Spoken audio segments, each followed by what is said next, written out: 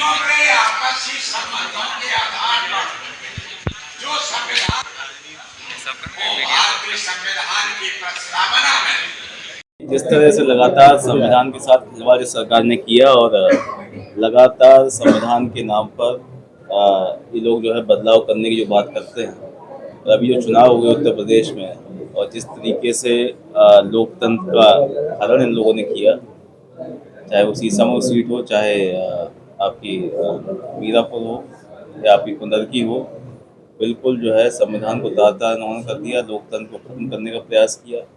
तो आज हम सब लोगों ने आज संविधान दिवस पर ये शपथ ली कि संविधान बचाने के लिए समाजवादी पार्टी और सहयोगी दल जिस तरीके से लगातार काम कर रहे हैं और आगे भी और मजबूती के साथ संविधान बचाने की जो लड़ाई है वो लड़ेंगे। और भाजपा जो संविधान बदलने की बात करती है और बाबा साहब ने जिस प्रकार से जो गरीब, पिछड़े, दलित और जो शोषित समाज था उसको आगे लाने के लिए संविधान में जो व्यवस्था की थी वो व्यवस्था इसी प्रकार से बनी रहे और मजबूत हो, इस पर कैसे काम किया जाए उस पर चर्चा आज हम लोगों ने की। संभल में हिंसा हुई, 4 लोगों की जान गई है। तो वही भारतीय जनता पार्टी के कल राज्य मंत्री आरसी मनोहर आए थे, आज नवीन कश्यप है, तो समाजवादी पार्टी पर आरोप लगा रहे हैं कि उनकी वजह से हिंसा हुई। देखिए, हिंसा कौन करा रहा है, सरकार किसकी है, लॉ एंड ऑर्डर की किसकी जिम्मेदारी है, ये आप भी जानते हैं, हम लोग भी जानते हैं।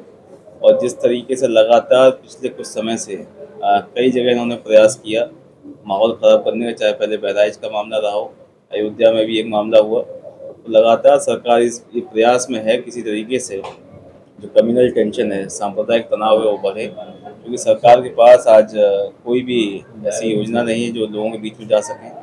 काम इन्होंने कुछ किए नहीं है और चुनाव अब सामने है, 2 साल बाद चुनाव है, तो ये फिर से जो है जो पुराना ढर्रा इनका था हिंदू मुसलमान के नाम पर वोट लेने का, आज उसी को जो है मजबूत करने के लिए इन्होंने दंगे कराए हैं। और आगे भी आप देखिएगा ये निश्चित कोई ना कोई बड़ा फिर से जो है कहीं ना कहीं दंगा कराने का प्रयास सरकार करेगी। संसद जी, कल असीम अरुण आए थे, वो लगातार राष्ट्रीय अध्यक्ष के साथ में जो फोटो है उसके आरोपी के उनको वो दिखा रहे थे, बल्कि उनके ही पार्टी के कार्यकर्ता है वो सम्मान कर रहे हैं उस लड़के का, जल गया है, उसको किस तरीके से देखेंगे? देखिए, उसकी फोटो, जिस आरोपी की फोटो भाजपा नेताओं के साथ भी हैं और मेरे पास है, मैंने आपको भी शायद भेजी होंगी किसी को। और समाजवादी पार्टी ने तो उसी दिन मांग की थी कि जो भी कार्रवाई, जो भी दोषी इसमें है, सरकार उनकी है, जांच उन्हें करनी चाहिए और जो कार्रवाई करें और जो दोषी है उसको कड़ी से कड़ी सजा मिलनी चाहिए। हम लोग उसके साथ में हैं और आप जानते हैं कि दोषियों को बचाने का काम जो भारतीय जनता पार्टी करती रही और आगे भी करेंगे। तो हमारी मांग पहले भी ये थी और समाजवादी पार्टी का ना तो कोई कार्यकर्ता है ना कोई नेता है, और हमारी मांग ये है कि दोषियों पर कड़ी से कड़ी कार्रवाई इस मामले में। समाजवादी पार्टी की आजकल भाजपा कॉपी बहुत सारी पीडीए फार्मूला लेके आए, जो पीडीए के रास्ते से नकल करने लगे और पहली बार ऐसा हुआ है 26 नवंबर 1949 को पूरी और आत्मनिर्भर किया गया।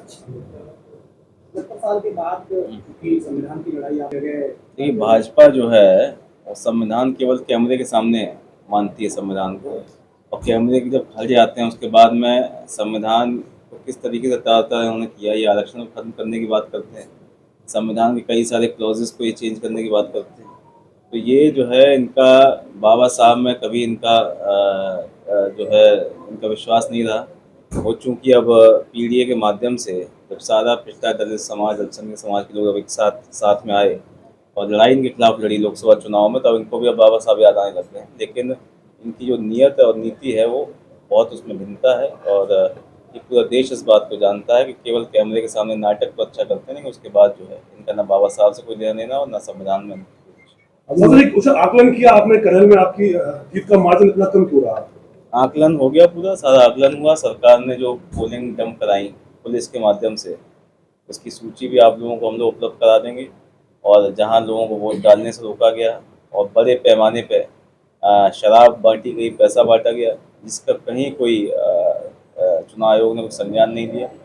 और जिस तरीके से भाजपा के गुंडे चुनाव के दिन पोलिंग डंप करते रहे, 15-15 गाड़ियाँ लेके घूमते रहे बिना किसी पास और बिना किसी अथॉरिटी के, तो ये सब कारण रहे। बाकी जो भी कोई कमी होगी उस पर हम लोग विचार करेंगे पार्टी के साथ बैठकर, और उन्हें जो है 27 के चुनाव की तैयारी हम लोगों ने अभी से शुरू कर दी।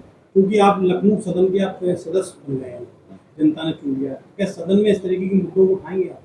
सदन पहुंचने दीजिए, शपथ होने दीजिए, फिर जब मुद्दे आएंगे उसको उठाएंगे। अभी जो है नगर कश्यप भी यहाँ मैनपुरी में समीक्षा की है, विकास कार्यों की समीक्षा की है, उन्होंने बताया कि मैनपुरी अव्वल नंबर पर आ रही है।